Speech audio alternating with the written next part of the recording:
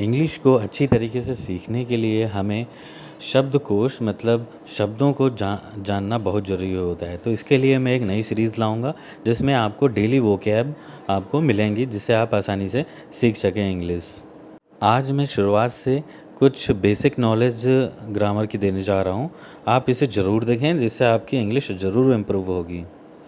वह बाजार जाता है, तो इसमें बाजार कौन जाता है? वह। तो यहाँ पर वह क्या है? सब्जेक्ट। सब्जेक्ट को हिंदी में कर्ता कहते हैं। जो वाक्य में कार्य को करता है उसे ही सब्जेक्ट मतलब कर्ता बोला जाता है। ठीक है, जब वाक्य को हम शुरुआत करते हैं तो कर्ता से सब्जेक्ट से शुरुआत करते हैं। वाक्य में सब्जेक्ट दो टाइप के होते हैं, एक होता है सिंगुलर सब्जेक्ट, एक होता है प्लूरल सब्जेक्ट।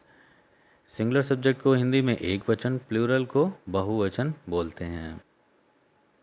तो आइए चलते हैं सिंगुलर सब्जेक्ट को आसान भाषा में समझते हैं कि सिंगुलर सब्जेक्ट क्या होता है। सबसे पहले ही माने वह। वह का प्रयोग जब लड़के के लिए किया जाता है तो ही यूज़ करते हैं। यह एक प्रोनाउन है जिसे सर्वनाम कहते हैं। शी माने भी वह होता है। लड़की के लिए जब प्रयोग किया जाता है तो वह को इंग्लिश में शी बोलते हैं। यह भी एक प्रोनाउन है। इट माने वह होता है और यह दोनों होते हैं। यह एक प्रोनाउन है। यह निर्जीव वस्तुएं, छोटी चीज़ों, जानवरों व मनुष्यों के छोटे बच्चों के लिए यूज़ किया जाता है। ठीक है, साधारणतया हम इट का प्रयोग निर्जीव वस्तुओं के लिए करते हैं। नेम मतलब नाम, किसी भी व्यक्ति का एक नाम, एकल नाम या अकेला नाम। अर्थात जब हम वाक्य में सब्जेक्ट की जगह पर एक व्यक्ति का नाम का प्रयोग करते हैं तो वह सिंगुलर सब्जेक्ट बोला जाता है वहाँ पर। यह एक नाउन होता है। तो आइए हम चलते हैं, अब हम प्लूरल सब्जेक्ट के बारे में कुछ जानकारी लेते हैं। आई माने मैं होता है। यह प्रोनाउन एक अपवाद है। अपवाद मतलब यह संदेह में रहता है कि इसका प्रयोग हम कहाँ पे करें। इसे सिंगुलर और प्लूरल दोनों रूपों में प्रयोग किया जाता है। ठीक है, सिंगुलर मतलब एक वचन में भी इसका इस्तेमाल करते हैं और प्लूरल में भी इसका इस्तेमाल किया जाता है। अब कहाँ पर ये प्लूरल है, कहाँ पे सिंगुलर, जानेंगे हम अगली वीडियो में। वी माने हम, जिसमें हम में एक से अधिक व्यक्ति होते हैं।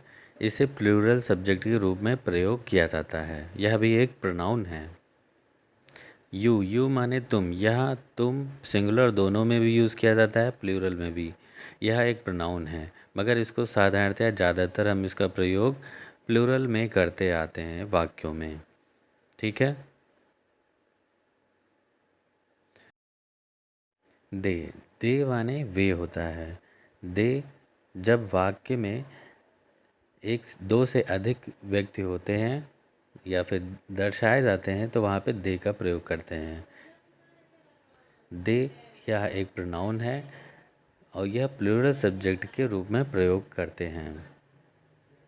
जब दो व्यक्तियों से अधिक व्यक्तियों का प्रयोग में लाया जाता है तब यह दे का प्रयोग किया जाता है। जैसे वे बाज़ार जाते हैं, तो बाज़ार कौन जाते हैं? वे में कितने व्यक्ति शामिल हैं ये हमें जानकारी नहीं है, इसलिए हम नॉर्मली दे का प्रयोग कर लेते हैं।